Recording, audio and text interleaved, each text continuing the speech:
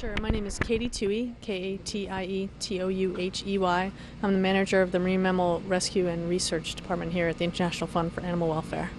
Great. Can you tell me a little bit about what you had go on today in Wellfleet? Sure. We had been tracking some animals yesterday that had been called in just off of Wellfleet Harbor, and they were just off the pier. 4 to 6 dolphins is what was called into us. Our volunteers were monitoring them, but the storm was too much at that point for us to launch a boat or anything like that. They were still free swimming, so we weren't overly concerned. They did move up into Duck Creek, which is behind the harbor, toward the evening, and so that was much more concerning, but still, the weather didn't permit us to go out and do a response. And how was their health? Overall, they weren't bad. What happened today was we had one animal that stranded in the creek and 3 others that actually stranded in a cove just adjacent to it. They actually made it out of the creek, which was great.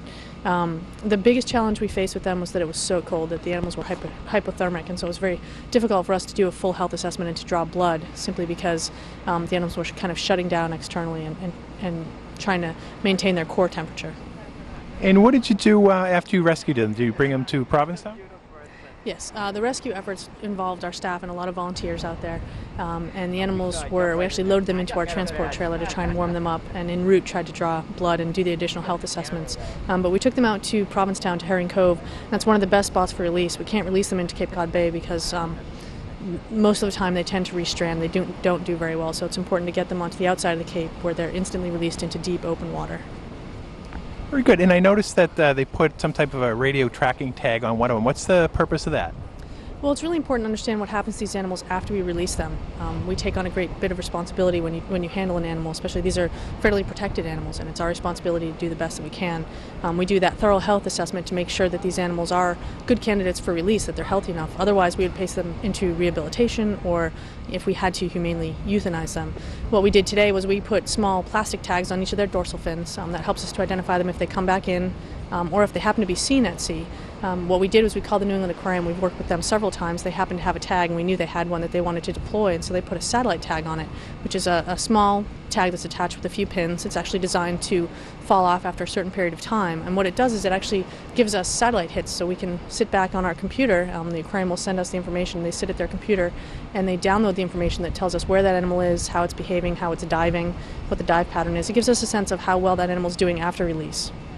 Now, do you have any idea why they may have stranded in the first place?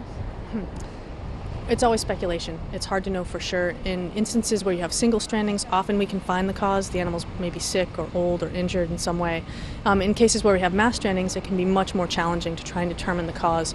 In this case, there are reports that there were birds diving in the area, and there may have been bait fish in the area. So it may be that these animals followed a group of bait fish in looking for food, but at this point that's impossible to verify, but it's as good a reason as any. Do you anticipate any more strandings?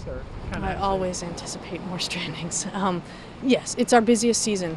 Basically December through March or April is our busiest season. Related to this one, it's hard to say whether we'll see anything directly related to this or anything that will come up tomorrow, but yes, it's the beginning of our season, so we'll be quite busy. Is there anything that you'd like to tell the public if they come across any dolphins or any other types of... Sure. It is our busy season, so we will definitely see more dolphins. We also have a lot of seals on the beach right now, especially harp seals, which are ice seals that come down from Canada.